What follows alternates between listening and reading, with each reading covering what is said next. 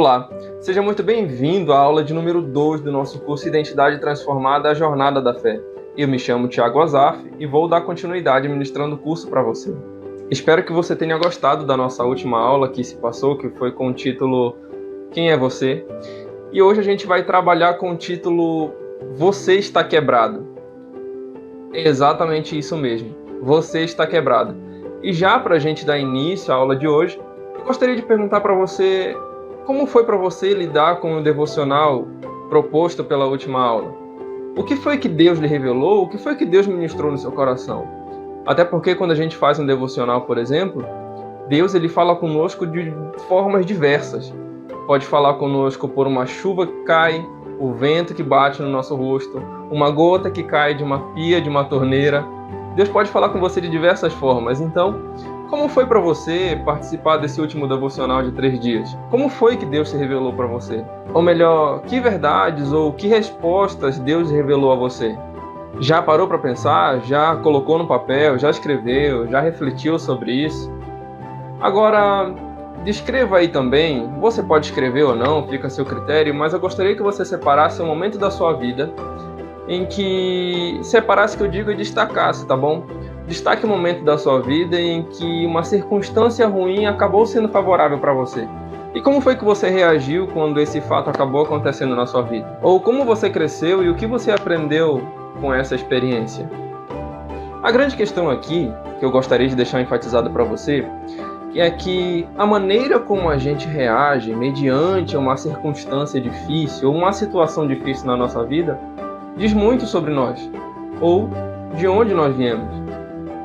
Sabe aquele momento em que alguém fica ali o tempo todo testando a nossa paciência, às vezes a gente chega no nosso limite, é a partir desse limite que vai definir, na verdade, quem nós somos de verdade. Que às vezes a gente pode tentar, a gente pode buscar soluções para enfrentar desafios com as nossas emoções e nossos sentimentos, mas quando a gente é colocado de frente com uma situação e uma circunstância difícil, é aí que o nosso verdadeiro eu aparece, que é quando o controle sai da nossa mão, que a gente fica descontrolado. Eu vou falar um pouco mais sobre isso mais para frente, mas é a partir daí que a nossa identidade começa a aparecer verdadeiramente. Acredito que você já deva ter escutado sobre a história de Abraão, um homem de fé, um homem no qual recebeu uma grande promessa de Deus, que é receber uma grande bênção divina, que seria uma grande descendência vinda da parte de Deus. Essa história você já conhece. Mas talvez eu vou falar aqui algo que você ainda não tenha parado para prestar atenção, ou talvez você nunca tenha ouvido falar disso. Você talvez vai olhar para o chamado de Deus para a sua vida com um olhar diferente a partir dessa aula. Você vai olhar talvez para aquela palavra que sempre é batida nas igrejas, nas aulas, nos conjuntos que você vai. Mas dessa vez você vai olhar para essa palavra diferente. E que palavra é essa? Idolatria. Você vai passar a ver idolatria de forma diferente a partir de hoje. Idolatria não se dá pelo simples fato de eu pegar um objeto ou uma estátua ou algo, simplesmente idolatrar a ponto de fazer reverências. Não. Idolatria tem um significado e um peso muito diferente disso. Muito mais intenso do que isso. Se você abrir a Bíblia em Gênesis capítulo 12, você vai ver o chamado de Deus para Abraão, dizendo para ele sair da terra dele, da terra dos costumes dele, para ir para a terra desconhecida, que nem mesmo ele sabia, mas que Deus tinha ordenado que ele saísse de sua terra para ir para outro lugar, para o lugar desconhecido. O termo em hebraico, sai da tua terra, significa vá para você. É exatamente isso, vá para você. E o que quer dizer esse vá para você? Quer dizer que antes de você ir conhecer o que Deus tem para você, primeiro se conheça. Veja os seus limites. Aprenda a se desprender daquilo que prende você. Antes de você viver o sobrenatural de Deus, aprenda a viver com o que é natural. É forte parar para pensar nisso.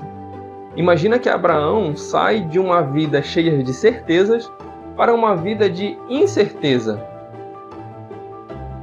Deus pede para Abraão sair da sua zona de conforto para um lugar que nem mesmo Abraão sabia para onde ele iria, mas que Abraão preferiu acreditar que Deus tinha o melhor para ele.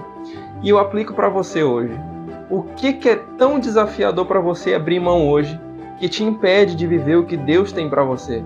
Qual é a terra que Deus está te projetando aí e que você ainda não foi por algo que prende você. Pois bem, dando sequência na história, Abraão ele vai viver essa vida de caminhando no deserto, indo de um ponto para outro, até que Deus vai orientando ele para onde ele tem que parar. O coração de Abraão estava até então ainda temeroso para saber o que Deus tinha para ele, reservado para ele. Chega um momento que Abraão para em uma determinada terra, onde ainda não era da vontade de Deus e que acabou gerando um conflito. E isso eu vou deixar que você leia a Bíblia. A partir do capítulo 12 de Gênesis, você vai entender melhor essa história. Você pode até, inclusive, compartilhar ou fazer uma reflexão ou fazer de forma dinâmica, uma leitura dinâmica com o grupo que você esteja dirigindo, que você esteja orientando. A gente bem sabe que o nome de um dos filhos de Abraão é Isaque, que significa riso. A gente não sabe o motivo da risada de Sara em relação ao filho que ela teve. Mas o fato é que Isaque significa riso. Talvez ali o coração, a esperança deles de ter um filho ali naquela época já fosse zero, até porque Sara já era uma mulher bem idosa. A dúvida sempre foi permanente. Mas a questão é, o seu olhar está no que é lógico, no que é terreno ou no que Deus preparou e reservou para você? Dando continuidade na história, Abraão sempre foi colocado à prova a ponto de saber em que o seu coração estava preso. Idolatria pode ser tudo aquilo que pode prender você de viver aquilo que Deus quer para você. Eu vou dar um exemplo maior. Se o teu celular, se as tuas redes sociais, se os teus hábitos no teu dia a dia tiram a sua concentração, os seus desejos, manipulam seus sentimentos, a sua vida está voltada para isso, sinto em te dizer que isso pode se configurar uma idolatria.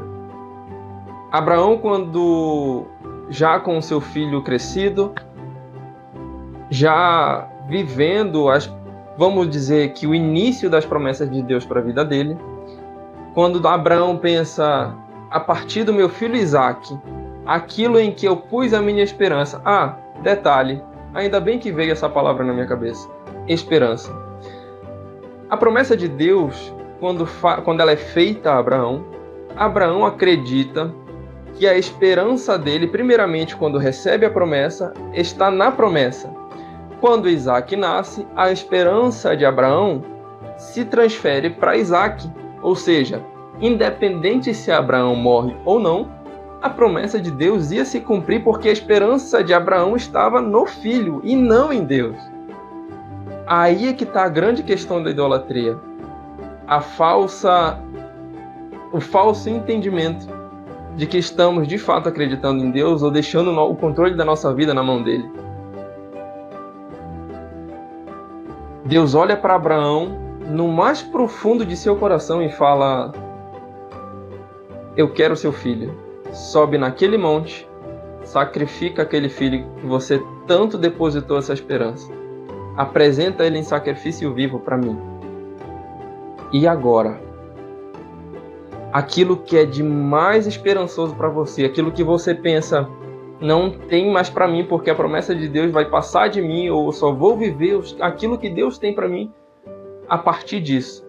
Imagina que Deus pega aquilo que é mais importante aos seus olhos e coloca diante de você e fala: sacrifica isso para mim, se você quiser viver o sobrenatural de Deus. É difícil, né? É difícil até para mim pensar que aquilo que eu mais gosto de fazer, dos meus hábitos que eu mais gosto, colocar diante de Deus e pensar: eu preciso abrir mão disso ou ajustar a minha vida para que Deus se torne a minha verdadeira esperança. A gente sempre vai ter esse tipo de erro, de pensar dessa forma, porque a gente é ser humano. Mas a gente precisa sempre buscar entender que Deus tem sempre o melhor para a gente. Aí Deus pega Abraão e fala: eu quero teu filho. Não é que Deus queria que Abraão sacrificasse o Isaque, mas é que Deus queria ver de Abraão se no coração dele o que era mais importante: obedecer a Deus ou acreditar que a esperança de vida dele estava no filho. Uma outra lição muito importante aqui de ser aprendida, que eu só vou dar uma palhinha aqui, eu não vou me falar nisso, porque a gente vai ministrar um curso mais para frente relacionado a esse de louvor e adoração. Mas um dos significados da verdadeira adoração é obediência. E eu vou provar isso biblicamente para você. Na mesma história que eu estou relatando para você, quando Deus fala com Abraão e dá essa ordem para ele, que Abraão pega Isaac, que Isaac até então não sabia, já vai saber lá na frente, alguém chega com Abraão no meio da caminhada e fala assim: meu senhor, para onde o senhor está indo? Abraão fala: nós vamos sacrificar e, tendo adorado, voltaremos. Tendo adorado, voltaremos. Deus não disse para Abraão: vem me adorar. Deus deu a Abraão um comando, uma ordenança. E quando você obedece a Deus, você está o adorando. Quando você obedece os princípios da palavra de Deus e vive ela em prática no seu dia a dia, você está adorando a Deus. Está ali Abraão, está ali Isaac. Isaac, seu filho que está ali, olha para o seu pai e pergunta para ele: pai, eu estou vendo tudo preparado, mas eu não estou vendo sacrifício, eu não estou vendo cordeiro, o que está acontecendo? Tenta se colocar no lugar daquele pai. Eu não digo Abraão, mas eu digo você pai, você mãe. Imagina seu filho olhar para você e questionar. Imagina a sensação que Abraão sentiu naquele momento. Deus não estava interessado ou querendo saber se Abraão sabia fazer o sacrifício corretamente. Era com isso que Deus estava preocupado com Abraão. Era com o coração. A Bíblia vai falar no livro de 1 Samuel, quando Deus manda Samuel ungir Davi, o profeta Samuel, todo preocupado em achar o guerreiro, o homem forte, valoroso, e Deus o repreende e fala: não é para o externo que eu olho, Samuel, é para o coração. Quando Deus confronta Abraão ali naquele monte, naquele momento, era nisso que ele queria trabalhar com Abraão e para saber até onde Abraão ia pelo amor que ele tinha por Deus. Se você ler do capítulo 12 ao 22, que é a história que eu estou narrando para você, Abraão viveu tremendas experiências com Deus na sua velhice. E no capítulo 22, você vai ver que quando Abraão está para imolar seu filho, para sacrificá-lo, o anjo do Senhor aparece ali e brada para Abraão, dizendo para ele parar com aquilo, porque agora sei que temes a Deus. Olha só que... Agora observe que o que estava sendo colocado ali em questão não era o fato de se ele era capaz de sacrificar o filho ou não. Era o fato de que onde estava o coração de Abraão para sacrificar o seu filho. Deus, através dessa mensagem, está falando com você hoje. Está falando aqui nessa aula com você. O que te impede de viver o que Deus tem para a sua vida? O que está segurando você de viver os planos perfeitos de Deus?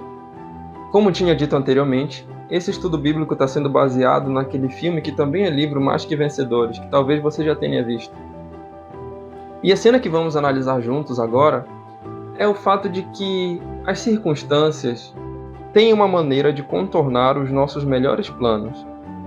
Isso é o que está acontecendo com John e Amy.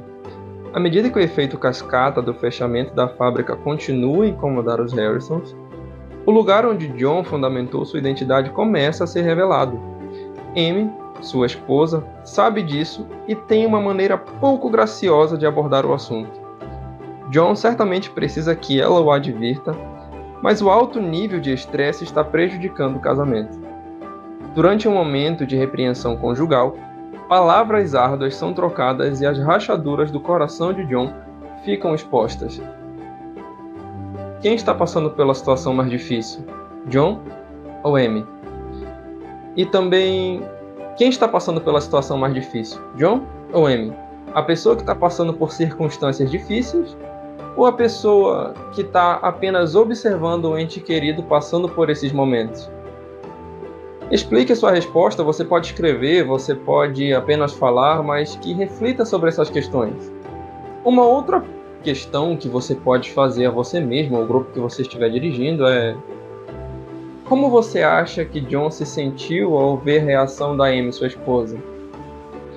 Uma outra questão a ser ponderada aqui é: como você acha que John se sentiu ao ver a Amy, sua esposa, reagindo da maneira como reagiu? E a terceira e última questão que eu faço aqui para você é: o que é mais fácil? Ser a pessoa que repreende independentemente do fato ou ser a pessoa que recebe a repreensão? Uma história que não está muito distante dessa realidade vai ser a história de Jonas. Jonas foi chamado por Deus para ministrar a palavra de Deus na cidade de Nínive, onde os ninivitas viviam. Os ninivitas nada mais eram pessoas idólatras, pessoas que se corromperam mentalmente, em seu coração, e praticavam de tudo aquilo que hoje, socialmente falando, biblicamente principalmente falando, praticavam tudo de errado. Torturavam pessoas como algo comum no dia a dia, viviam de forma desprezível aos olhos de Deus. Aí entra Jonas. Jonas recebe um chamado de Deus para pregar a palavra de Deus nessa terra onde pessoas matavam por puro luxo, por puro prazer, sem se preocupar com crenças, com divindades. Mas aí Deus chama Jonas para encarar essa realidade. Lembra daquele momento que eu falei aqui na aula sobre a vontade de Deus, quando ela é manifestada a nós, acaba gerando um pouco de conflito, porque os nossos interesses entram em jogo, a vontade de Deus aparece, e como que a gente vai equilibrar tudo isso? Foi exatamente Jonas vivendo esse tipo de conflito. Jonas, ele olha para essa realidade e fala: o que eu vou fazer naquele lugar? O que eu vou ministrar de Deus naquele lugar e vou ser morto? Jamais eu vou fazer isso. E o questionamento que eu faço para você é: o que aconteceu com Jonas quando ele entregou a mensagem de Deus aos ninivitas?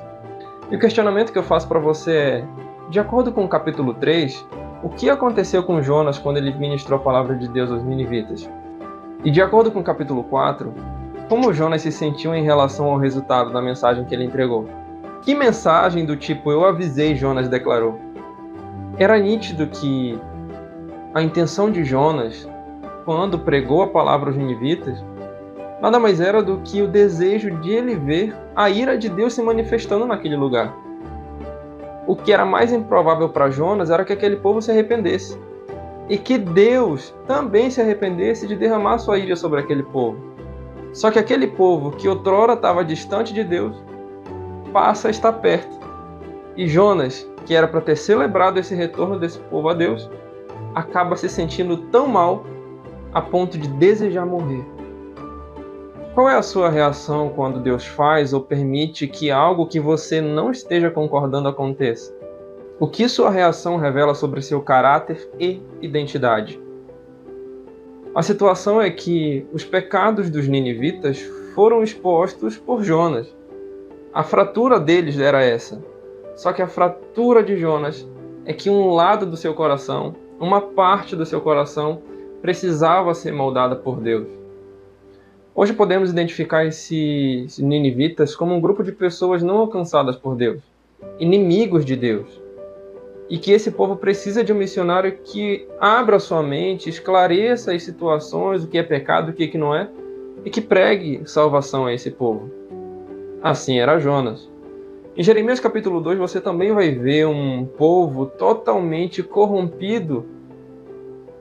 Só que a diferença é que esse povo era o povo de Deus, em que um tempo foi escolhido e separado por Deus para crescer e multiplicar, só que agora se misturou com muitas práticas que desagradaram a Deus e por conta disso se distanciaram de Deus. Observe que eu já comentei aqui nessa aula. Tudo, absolutamente tudo que você colocar na frente do que é mais importante, na frente de Deus, é idolatria. Qualquer coisa que você colocar na frente de Deus, da vontade de Deus para você, é idolatria. O trabalho de Jonas, o trabalho de Jeremias, era conscientizar o povo dessa realidade. Por que é bom quando a nossa condição de quebrados ou a nossa identidade idólatra é revelada? A pessoa que você é começa no lugar de onde você veio, inclui onde você esteve e indica para onde você está indo. Também se revela melhor quando você enfrenta provações ou, como no caso de Jonas, não consegue o que deseja. Embora expor e explorar as fraturas sejam algo difícil, as Escrituras Sagradas apontam que isso é bom para nós. Hoje a nossa aula vai ficando por aqui. Eu lhe agradeço a sua companhia e espero do fundo do coração que a mensagem de Deus transmitida por mim a você tenha valido muito e que Deus tenha ministrado no seu coração. A partir de agora, vamos iniciar o nosso devocional da aula 2. Eu vou disponibilizar esse devocional exclusivamente no nosso grupo do WhatsApp. E você que ainda não faz parte do nosso grupo do WhatsApp, não perde a oportunidade de fazer parte do nosso grupo Impulsionados. Vou deixar o link aqui na descrição, e se não estiver na descrição não tem problema, eu vou colocar aqui nos comentários embaixo, clica lá nele, entra no nosso grupo, vamos sempre disponibilizar os materiais das aulas para você. Vou colocar o devocional dessa aula número 2 lá. E sempre que você tiver alguma dúvida, você pode mandar lá no grupo, eu vou ter o prazer de responder você. Vamos junto nessa caminhada de fé. E não deixe de curtir esse vídeo, se inscrever no canal e compartilhar com os amigos de vocês, tá bom? Um abraço e que Deus em Cristo Jesus te abençoe.